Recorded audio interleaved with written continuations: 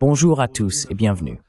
Je suis aujourd'hui accompagné d'Anatole Lieven, ancien professeur à Georgetown et actuellement directeur du programme Eurasie à l'Institut Kinsey pour une politique responsable.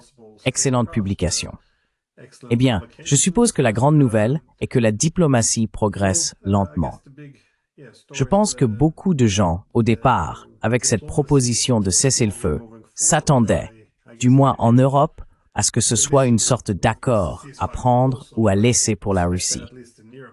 Mais ensuite, nous avons vu, lorsque Trump a laissé entendre qu'il parlerait de territoire et de centrales électriques, que cela concernait bien sûr davantage un accord de paix final plutôt qu'un simple cessez-le-feu. Cependant, ils ont déjà eu l'appel téléphonique maintenant, et je voudrais avoir votre point de vue à ce sujet. Quel est le chemin diplomatique que vous voyez ici? Ou comment comprenez-vous cela?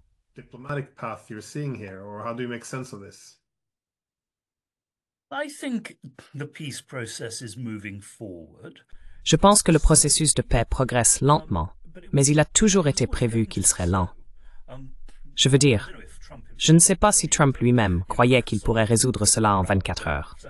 Mais je ne pense pas que quiconque d'autre le pensait. Cela aurait été extrêmement inhabituel si, lors d'un appel de ce genre, ils avaient résolu tous ces problèmes extrêmement complexes, qui, bien sûr, doivent également être présentés aux Ukrainiens pour leur accord. Mais l'accord des deux parties pour mettre fin aux attaques sur les infrastructures énergétiques est, je pense, assez significatif. C'est une concession importante de la part des Russes.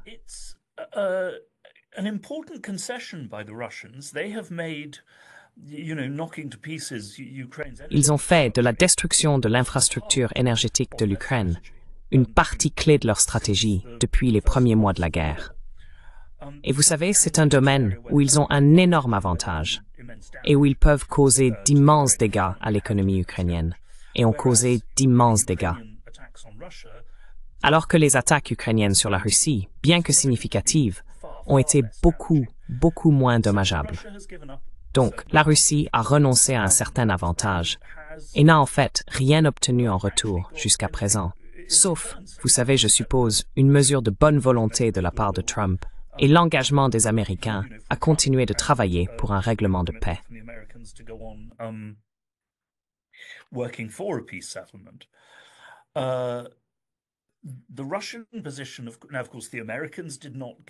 La position russe, bien sûr, est que les Américains n'ont pas obtenu un cessez-le-feu total sur le terrain non plus.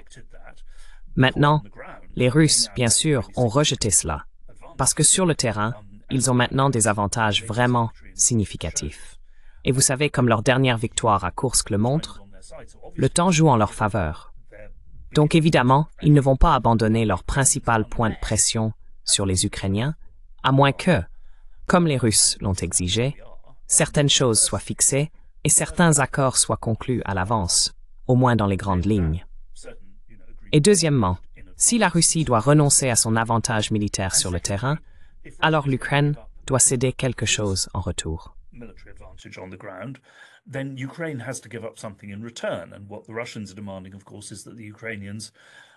Et ce que les Russes exigent, bien sûr, c'est que les Ukrainiens et l'Occident cessent de fournir des armes et des renseignements à l'Ukraine pendant la période de cessez-le-feu, ce qui, bien sûr, n'a pas été acceptable. En fait, l'administration Trump ne peut pas tenir cette promesse, car il y a aussi l'aspect européen. Donc vous savez, cela a progressé d'un pas. Nous ne connaissons pas les détails de ce dont ils ont pu parler. Je veux dire, certaines choses, je pense, deviennent progressivement claires. Les Ukrainiens ne récupéreront pas le territoire qu'ils ont perdu. Je veux dire la reconnaissance ukrainienne de ce territoire perdu, mais ils ne peuvent pas le récupérer militairement.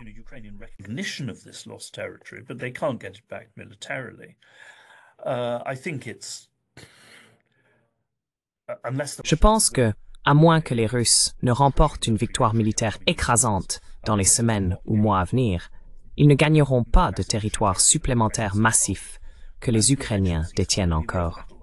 Le cessez-le-feu éventuel se situera là où la ligne de bataille s'arrêtera.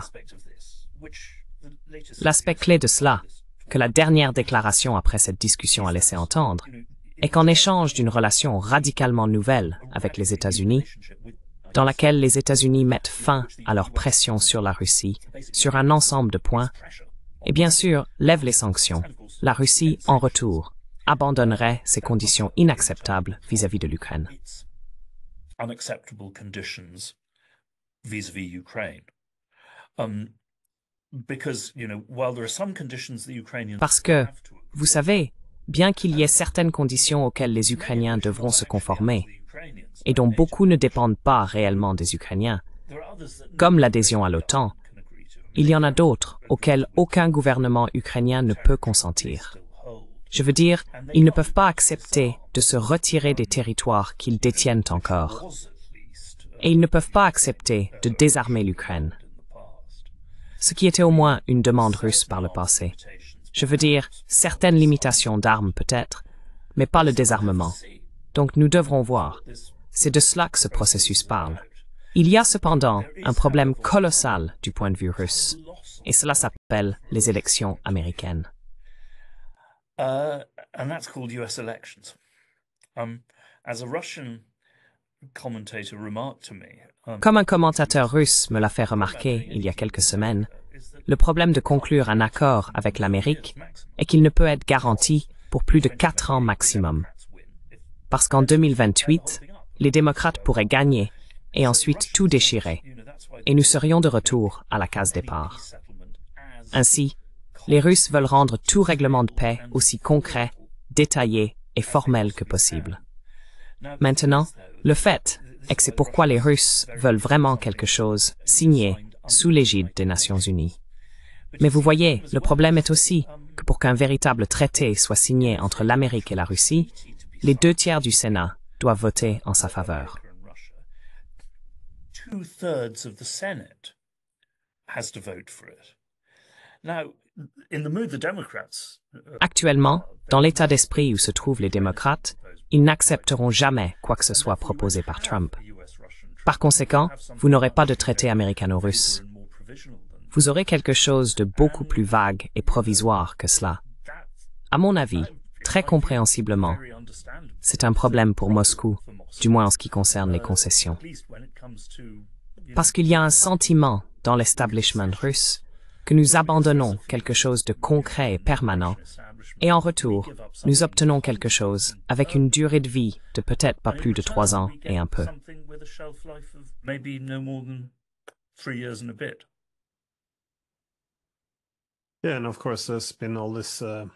Oui, et bien sûr, il y a eu tout cela.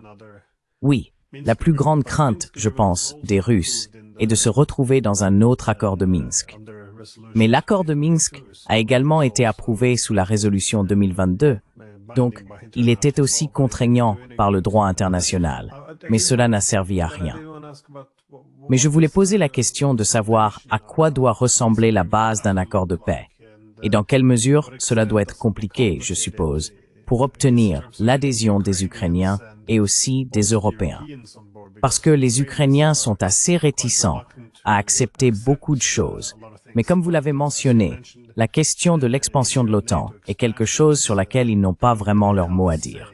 Les concessions territoriales, ils pourraient toujours dire qu'ils ne les reconnaissent pas, mais, vous savez, faire la paix avec la réalité. Et je suppose que le dernier point serait les garanties de sécurité.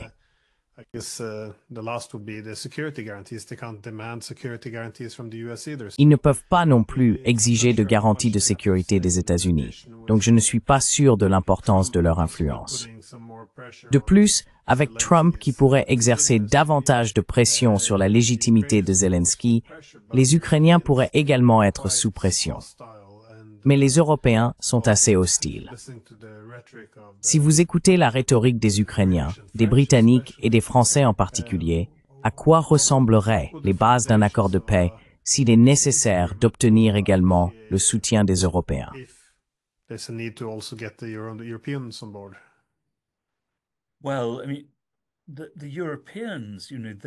Eh bien, je veux dire, les Européens, vous savez, leur rôle clé est d'offrir à l'Ukraine un chemin minimalement crédible vers l'adhésion à l'Union européenne. Et plus concrètement, d'offrir un paquet vraiment substantiel pour la reconstruction ukrainienne. Et cela devrait presque certainement être élaboré avec la Russie, car il y a, vous savez, toutes ces discussions sur la saisie des 300 milliards d'actifs russes pour cela.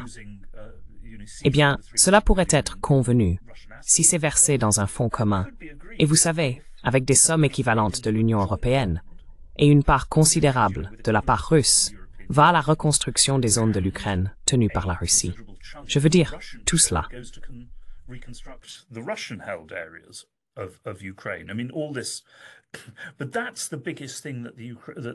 Mais c'est vraiment la plus grande chose que les Européens ont à offrir.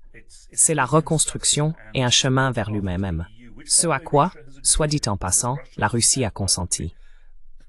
Les Russes ont déclaré publiquement que c'est le droit souverain de l'Ukraine de rejoindre l'UPMM. Mon point de vue cynique est que c'est parce qu'ils pensent que cela n'arrivera jamais. Mais de toute façon, ils ont dit qu'ils n'y voyaient pas d'objection. Mais ma crainte est, vous voyez, que cette proposition européenne, dont Starmer et Macron parlent encore, pour une force de maintien de la paix européenne, de dizaines de milliers de soldats en Ukraine, dans le cadre d'un règlement de paix ou après un règlement de paix, avec ou sans l'accord de la Russie, ne se réalisera pas.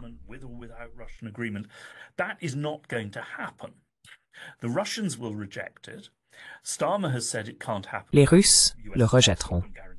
Starmer a déclaré que cela ne peut pas se faire sans un soutien et une garantie des États-Unis, que Trump ne donnera pas.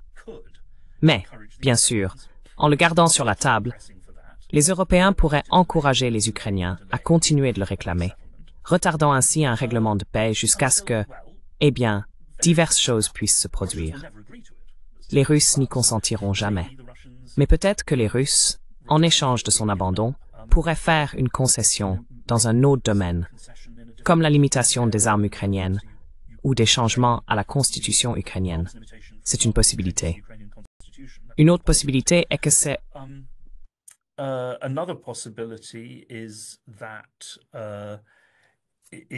it's left off the table. I mean, it's laissé de côté. Je veux dire, ce n'est pas introduit dans le règlement de paix, mais ce n'est pas non plus exclu du règlement de paix. Et les Ukrainiens essayent constamment de les réintroduire plus tard. Eh bien, c'est une recette pour la catastrophe. C'est une recette pour la reprise de la guerre. Une troisième possibilité est que cela agace tellement Trump qu'il finisse par dire « Vous savez, écoutez, je vous l'ai dit encore et encore, cela ne va pas se produire. Ok, Européens et Ukrainiens, vous voulez continuer cette guerre, mais sans l'Amérique, et qu'ils réintroduisent l'arrêt des armes et du renseignement américain, ce qui laisserait l'Ukraine et l'Europe dans une position très difficile. Mais bien sûr, la possibilité finale est que cela prolonge la guerre, et prolonge la guerre jusqu'à ce que l'armée ukrainienne s'effondre.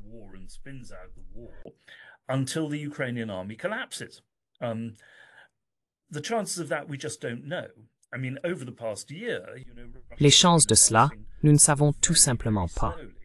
Je veux dire, au cours de l'année écoulée, la Russie a progressé, mais très lentement.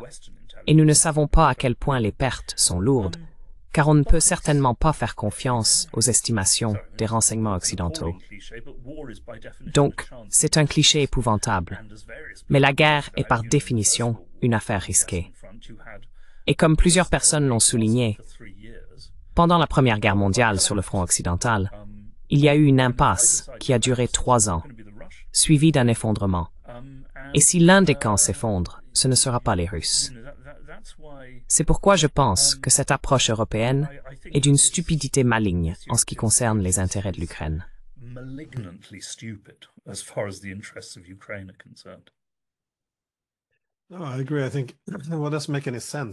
Je suis d'accord. Je pense que cela n'a aucun sens.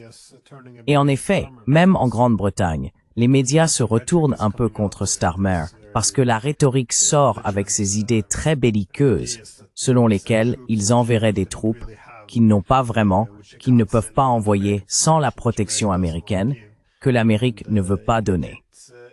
Et il est très peu clair pour moi quel est le but. Est-ce pour saboter certaines des discussions, ou est-ce pour élever la pertinence de la Grande-Bretagne en Europe étant donné qu'elle perd sa connexion avec les États-Unis? Est-ce destiné à donner aux Européens un mot à dire dans les négociations de paix, ou veulent-ils vraiment aller combattre les Russes? Je veux dire, j'aimerais aussi secouer la tête à ce sujet. La rhétorique est devenue assez absurde, je suppose.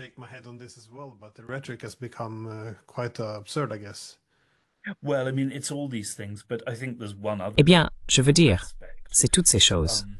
Mais je pense qu'il y a un autre aspect. Vous savez, pendant des années et des années, les médias occidentaux établis et les think tanks, totalement à tort à mon avis, n'ont cessé de dire que, oh, vous savez, Poutine n'est pas vraiment intéressé par la défense des intérêts nationaux russes. Ou, vous savez, il n'est pas un nationaliste russe, il n'est pas vraiment intéressé par l'Ukraine, il ne s'inquiète pas vraiment de l'OTAN. Non, non.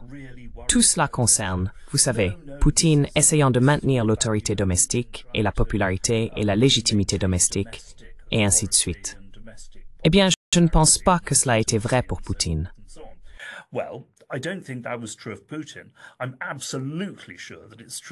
Je suis absolument sûr que c'est vrai pour Starmer et Macron. Je veux dire, vous savez, Macron, comme tout le monde l'a dit, est un canard boiteux. Il est politiquement en faillite, il n'a pas de majorité au Parlement, il ne peut faire avancer les choses que par décret. Mais il a encore 2 ans et demi à courir. Starmer, bizarrement, bien qu'il ait une énorme majorité au Parlement, l'a obtenu en raison de la nature bizarre du système électoral britannique, avec moins d'un tiers du vote populaire. Jusqu'à il y a quelques semaines, il était considéré, vous savez, comme une sorte de canard boiteux, avant même d'être sorti de l'œuf, si vous voyez ce que je veux dire.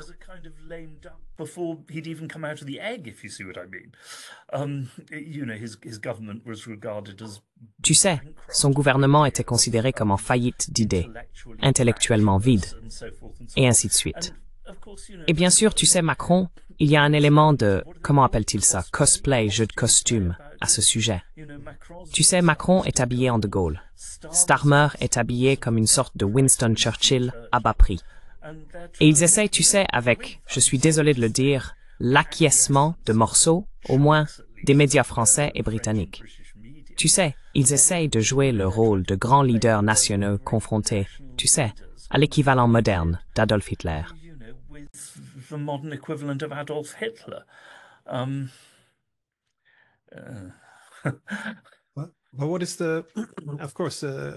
Mais quelle est, bien sûr, une critique clé de l'accord de Minsk a toujours été que, vous savez, ce n'était qu'un accord entre Kiev et le Donbass. Les Européens voulaient obtenir plus de reconnaissance que la Russie était un participant, bien qu'elle n'apparaisse pas dans le document. Mais je pensais que c'était une critique juste, qu'il s'agissait à la fois d'un conflit interne et qu'il avait aussi des partenaires internationaux. Je pense que là où l'Occident s'est trompé, c'est que ce n'était pas seulement la Russie. L'OTAN était également impliquée. Mais étant donné que cela représente plus ou moins une fragmentation, ou sinon un effondrement complet, de l'architecture de sécurité européenne tentée d'être établie après la guerre froide, c'est une Europe sans la Russie. Macron lui-même avait suggéré à plusieurs reprises que c'est quelque chose qui ne peut pas être stable, qu'une Europe sans la Russie deviendrait plus ou moins une Europe contre la Russie. Alors, qu'est-ce qui a mal tourné en Europe au cours des 30 dernières années? Et encore une fois, cela devient une grande question. Mais que peut-on faire pour y remédier?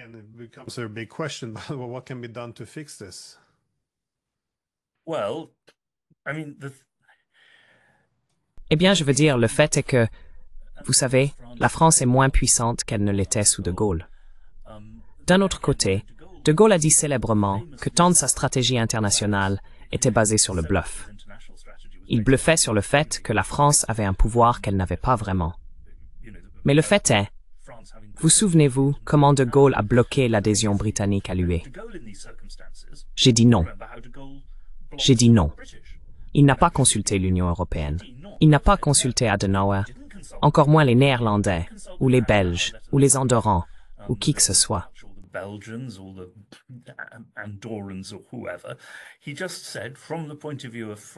Il vient de dire, du point de vue de la France, que ce n'est pas, Vous savez, notre conception de l'UEMEB, ce n'est pas dans l'intérêt de la France, et je ne le permettrai pas.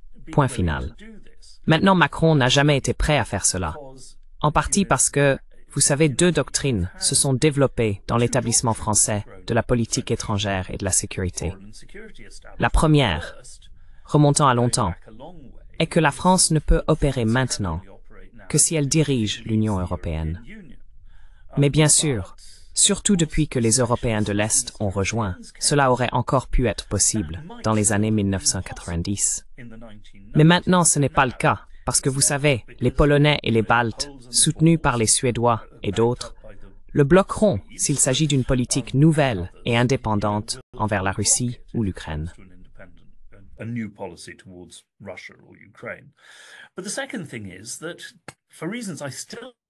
Mais la deuxième chose est que, pour des raisons que je ne comprends toujours pas vraiment, une grande partie de l'establishment français est devenue presque britannique, ou l'était jusqu'à l'arrivée de Trump dans sa soumission aux États-Unis. Peut-être simplement parce que, vous savez, peut-être, je ne sais pas ce que c'est, mais, eh bien, je suppose que c'est juste que, vous savez, sous De Gaulle, je ne peux pas. De Gaulle a dû aller en Amérique. Mais à part, vous savez, quelques intellectuels français, ou ceux, vous savez, les gens qui ont fini en Amérique à la suite de la Seconde Guerre mondiale, très peu de Français, y compris des membres de l'élite, avaient jamais mis les pieds en Amérique. Clemenceau non plus. I never set foot in America. Clemenceau didn't.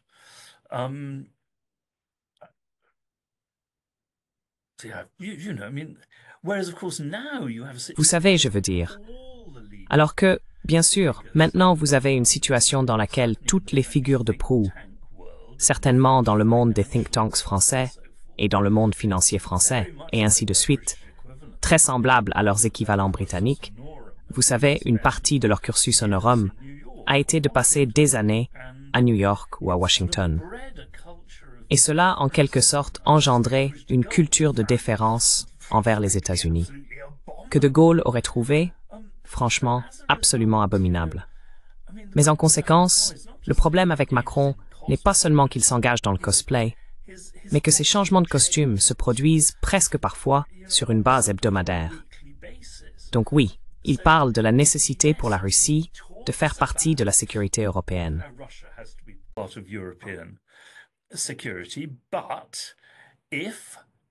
Mais s'il avait été cohérent à ce sujet, il aurait apporté tout son soutien au processus de Minsk et il aurait déclaré « Écoutez, la première étape doit être l'Ukraine. Nous ne pouvons aller nulle part tant que le Parlement ukrainien n'a pas adopté. Avec un report de temps, bien sûr, absolument. Mais il doit adopter un amendement constitutionnel garantissant l'autonomie du Donbass. Tant que cela n'est pas fait, il n'y a tout simplement pas de progrès possible. Bien sûr, cette autonomie entre en vigueur lorsque les troupes russes partent, etc. Mais elle doit être là. Mais il n'a jamais été prêt à faire cela. Il était déjà évident, des années avant la guerre, que l'Ukraine ne pouvait pas être membre de l'OTAN, parce que personne n'allait se battre, entrer en guerre pour défendre l'Ukraine.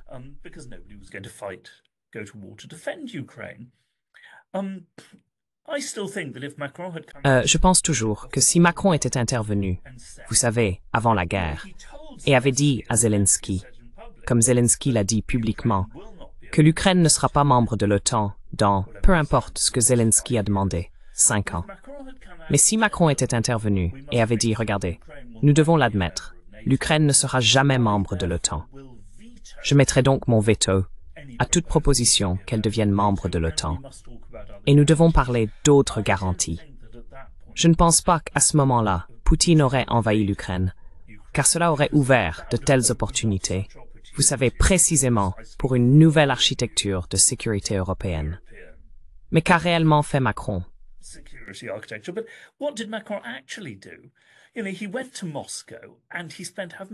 Tu sais, il est allé à Moscou, et il a passé je ne sais combien d'heures à parler avec Poutine, en termes de généralité sur de nouvelles atmosphères. Et donc j'ai, tu sais, parlé à des gens qui écoutaient cela, et il n'a pas pu être amené à quelque chose de concret, ni sur Minsk, ni sur l'OTAN, ni sur tu sais, la levée des sanctions sur la Crimée, etc.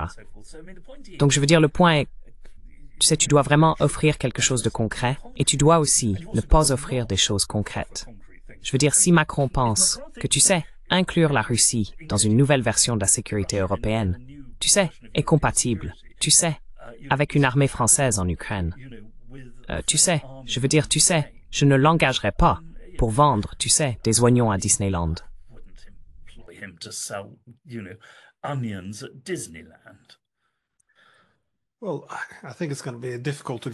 Eh bien, je pense qu'il va être difficile d'obtenir quelque chose basé sur Helsinki ou quelque chose dans le style de la maison commune européenne de Gorbatchev. Mais d'un autre côté, toute la prémisse d'avoir l'OTAN comme une sorte de manifestation d'un hégémon collectif en Europe ne semble pas nécessairement s'effondrer. Mais ce que nous voyons, ou ce qu'il est raisonnable d'attendre dans un monde multipolaire, c'est que les intérêts des Européens et des Américains divergeraient davantage, contrairement à un monde unipolaire ou bipolaire, où les intérêts étaient plus ou moins rapprochés. Donc, étant donné que les États-Unis ont déjà moins de ressources et d'autres priorités, je suppose qu'une partie du choc, bien sûr, vient maintenant des déclarations de Trump. Et les Européens pensent maintenant qu'ils doivent apprendre à vivre par eux-mêmes.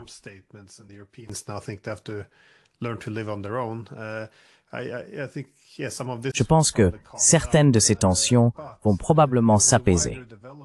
Mais avec les développements plus larges, étant donné que cet hégémon collectif en Europe n'est plus une possibilité, voyez-vous des opportunités pour, encore une fois, pas la maison commune européenne de Gorbatchev, mais au moins quelque chose qui s'appuie un peu plus sur la charte de Paris pour une nouvelle Europe, quelque chose sur la sécurité indivisible, une Europe sans ligne de division. Je sais qu'il est difficile d'obtenir un consensus à travers tout le bloc, étant donné que, comme vous l'avez mentionné, les pays baltes, la Pologne et de plus en plus les Scandinaves sont assez agressifs. Mais lorsque le statu quo se défait, quelque chose d'autre doit le remplacer.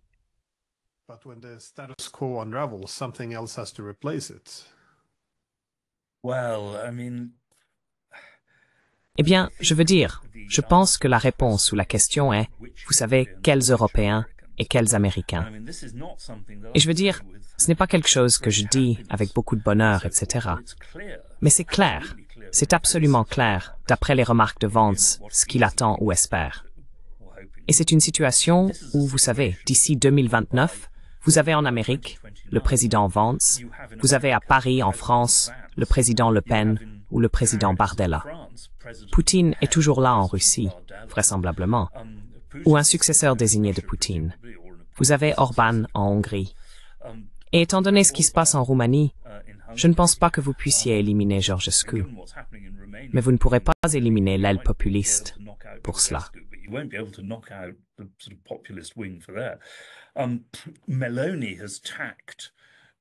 Meloni s'est rapprochée, vous savez, du centre européen, parce que bien sûr, l'Italie est trop faible pour s'opposer à une combinaison de la France et de l'Allemagne. Mais si la France et l'Allemagne se séparent radicalement, alors je pense que Meloni ira avec. Enfin, je veux dire, ceux idéologiquement proches de l'Italie, avec Le Pen. Et puis bien sûr, vous avez les Espagnols et les Portugais qui s'en moquent complètement, d'une manière ou d'une autre. Mais vous savez, voteront avec la majorité. Et puis bien sûr, vous avez, idéologiquement parlant, une Europe très différente.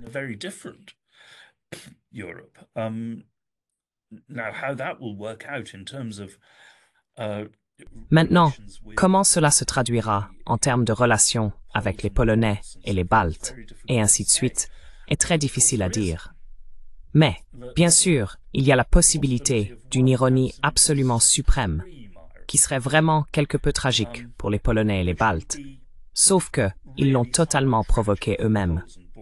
Comme cela se produit toujours dans les meilleures tragédies, c'est essentiellement la faute du protagoniste ou de la victime, c'est-à-dire, vous savez, s'il pousse et pousse et pousse, et que l'Amérique pousse, et que tout le monde pousse pour que l'Ukraine rejoigne l'Union européenne.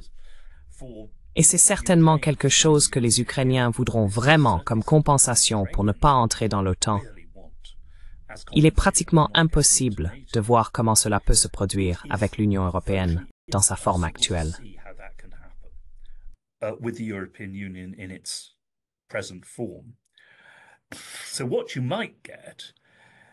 Ce que vous pourriez obtenir, je veux dire, soit une Ukraine avec tant d'exemptions, ou de dérogations, ou de concessions, ou peu importe, qu'elle devienne un citoyen de troisième classe permanent. Ou bien sûr, si l'Union européenne traverse une autre crise économique vraiment profonde, l'Union européenne se divisera. Tant de gens ont parlé d'une Europe à deux vitesses. Et alors, l'Ukraine pourrait être intégrée dans le deuxième ou troisième niveau. Mais la chose tragique pour les Polonais et les Baltes, bien sûr, c'est qu'ils finiront avec les Ukrainiens dans le deuxième ou troisième niveau également. Ce qui, comme je le dis, pourrait susciter de la compassion pour eux, sauf qu'ils l'auraient totalement provoqué eux-mêmes.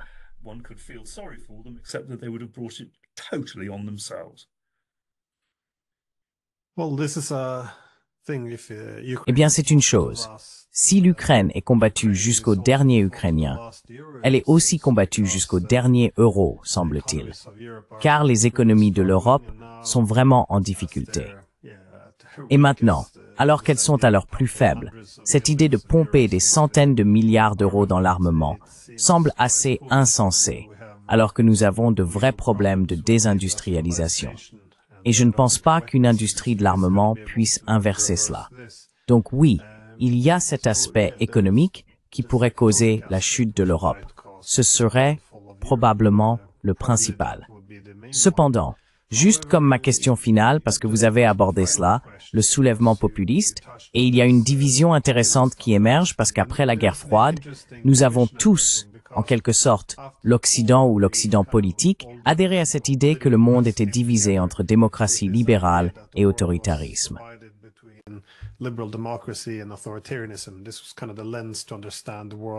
C'était en quelque sorte le prisme pour comprendre le monde comme divisé entre les supérieurs et les inférieurs.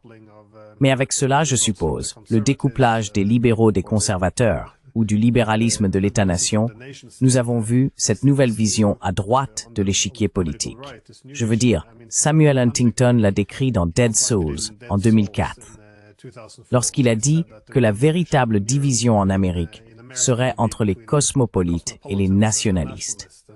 Et cela résume très bien ce que nous appelons maintenant les populistes de droite, qui se voient comme des patriotes et des nationalistes, tandis qu'ils considèrent leurs principaux adversaires comme les mondialistes et les cosmopolites.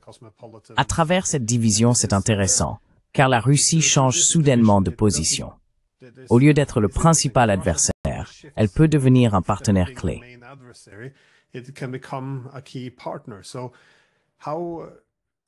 Alors, comment voyez-vous cela contribuer au démantèlement de l'Europe? Parce que quels que soient les conflits et les tensions aux États-Unis, nous avons les mêmes en Europe. Quand nous parlons de ce que signifie être européen, nous avons des compréhensions complètement différentes. Par exemple, lorsque vous avez une migration massive, comme en 2015, cela devient vraiment un sujet central. Pour les Allemands, ils disent « Oh, être un bon Européen, c'est être libéral, accueillir les migrants et les embrasser, les droits de l'homme, c'est ce qu'est l'Europe. » Pour les Hongrois et les Polonais, ils disent « Non, non, être Européen signifie préserver notre héritage chrétien, être capable de reproduire notre propre culture. » Donc, complètement séparés. Et certaines questions politiques, bien sûr, les divisent encore plus. Mais comment voyez-vous cela contribuer à la fragmentation? Ou pensez-vous que cela peut être atténué d'une manière ou d'une autre?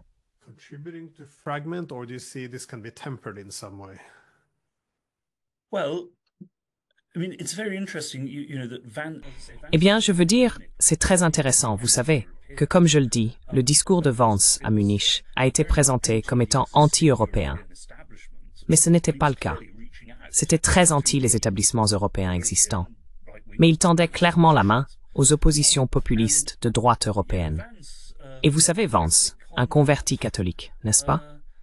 Vous savez, il cite Thomas d'Aquin et Saint-Augustin et se réfère à Rerum Novarum. Je veux dire, nous savons où il se situerait en France, ou vous savez pour qui il se présenterait, ou vous savez quel parti. Oui. Donc oui, je veux dire, c'est ça.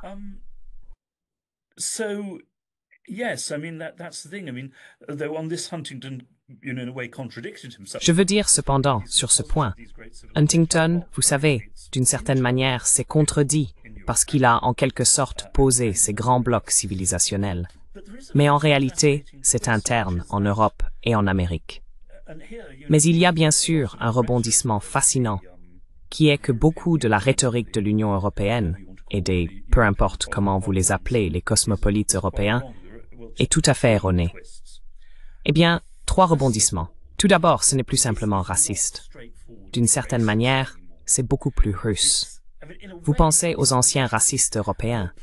Ils méprisaient tous ceux qui n'étaient pas blancs. You think of the old European racists, they looked down on everybody who wasn't white. In Russia, it's always been quite different. En Russie, c'est toujours été assez différent. Il y a des peuples asiatiques que vous considérez comme des amis, et vous vous mariez avec eux, et ils rejoignent les élites russes depuis 1000 ans. Bon sang. Et il y en a d'autres que vous considérez comme des ennemis. Les Tatars sont maintenant des alliés. Les Tchétchènes, eh bien, au moins pendant les guerres de Tchétchénie, étaient des ennemis. Eh bien, vous ne pouvez pas dépeindre non seulement Vance, Seip, mais aussi Alice Weidel en Allemagne. Ils ne sont pas racistes au sens traditionnel. Vance est marié à une Indienne, et Weidel est en couple homosexuel avec une femme sri-lankaise. Bon sang, vous savez. With a Sri Lankan woman, for God's sake, I mean, this is really not, old. Je veux dire, ce n'est vraiment pas, vous savez, le racisme blanc à l'ancienne. Mais ensuite, vous savez, oui, ils ont des problèmes avec d'autres catégories de, vous savez, non-européens, disons-le ainsi. Donc c'est la première chose. Vous savez, nous vivons dans un monde beaucoup plus complexe.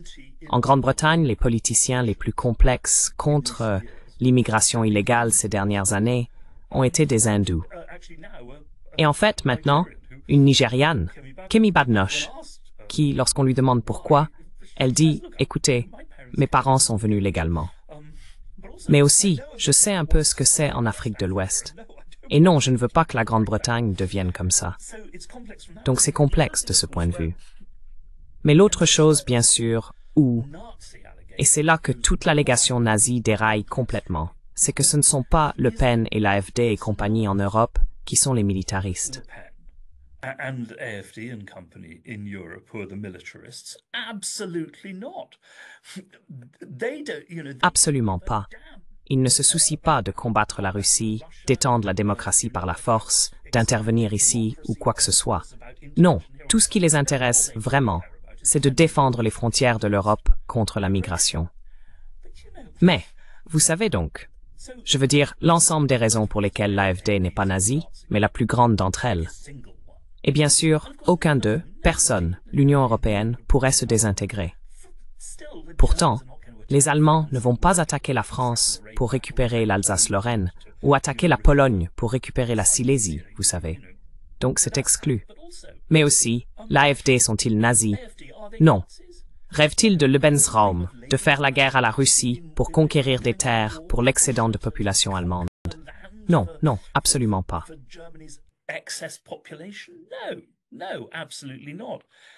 I almost have a suspicion. Vous savez, j'ai presque l'impression qu'une grande partie de cette hostilité, certainement de la part des établissements européens de politique étrangère et de sécurité, envers Le Pen, et encore plus l'AfD, disparaîtrait s'ils étaient beaucoup plus militaristes et anti-russes.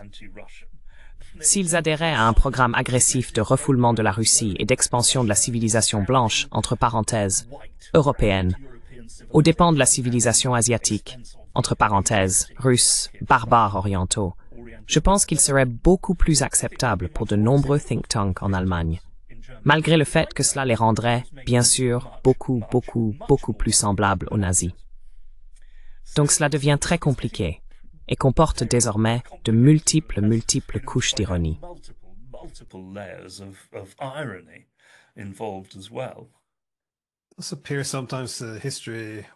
Cela apparaît parfois comme de l'histoire. Eh bien, si ce n'est pour se répéter, rime parce que nous avons déjà fait tout cela dans le passé. Je veux dire, s'il devait y avoir une certaine rivalité non militariste en Europe, ce serait Encore une fois, les Britanniques et les Français, comme ils ont un peu rivalisé avant les guerres napoléoniennes. Mais cette fois, qui devrait diriger l'Europe? Et aussi, c'est intéressant qu'au XIXe siècle, vous aviez de nombreux Européens, et surtout des Allemands, qui pendant l'industrialisation sentaient qu'ils avaient laissé quelque chose derrière eux concernant l'Europe traditionnelle. Donc le conservatisme, vous savez, c'est pas ne rien changer, mais gérer le changement. Beaucoup d'entre eux sont allés en Russie pour redécouvrir certaines des choses qui étaient en train de se perdre, alors que les Russes avaient pris du retard sur l'industrialisation.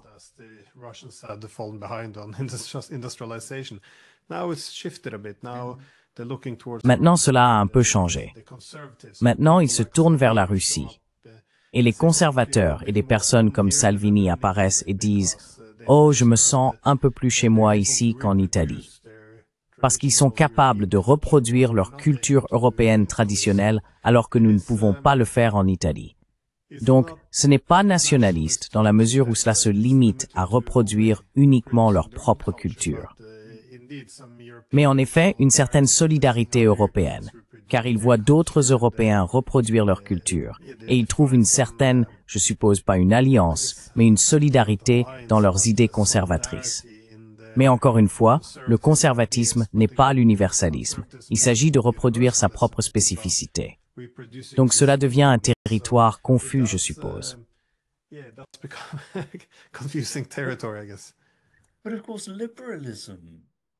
Mais bien sûr, le libéralisme n'est universaliste que dans le sens où ils veulent que le libéralisme soit universaliste. De plus, historiquement, le libéralisme n'est pas antimilitariste, si l'on remonte assez loin. Juste pendant que vous parliez, je me souviens de quelque chose qui s'est passé pendant les révolutions européennes de 1848. Vous savez, quand les libéraux avaient ce parlement de l'Assemblée allemande à la Paulskirche à Francfort, et une délégation de libéraux allemands est partie de là pour voir le roi de Prusse. L'un des dieux, je les mélange tous, Wilhelm ou Friedrich Wilhelm ou l'un d'eux. Quoi qu'il en soit, je pense qu'ils étaient dirigés par l'un des von Gerlach, cette délégation. Et ils ont exhorté le roi de Prusse à unifier l'Allemagne.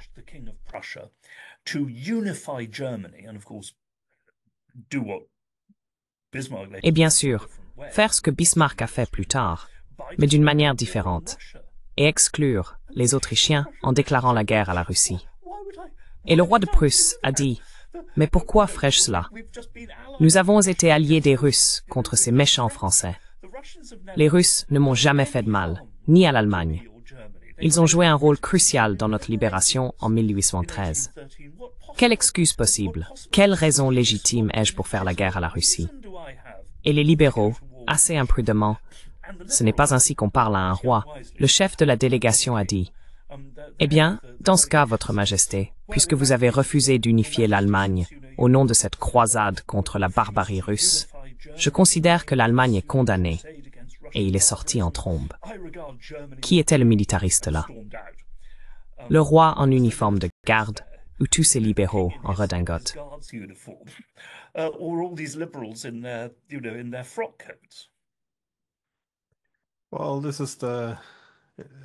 Eh bien, je suppose que le libéralisme a toujours eu une sorte d'aile militaire. C'était également vrai à l'époque de Woodrow Wilson. Lorsqu'on passe d'un pays étant un modèle de démocratie à imiter à une mission civilisatrice, c'est une ligne fine à franchir, je suppose. Quoi qu'il en soit, je pense que j'ai déjà pris beaucoup trop de votre temps. Alors, Anatoly, merci beaucoup pour votre temps. Je l'apprécie vraiment. Un plaisir comme toujours.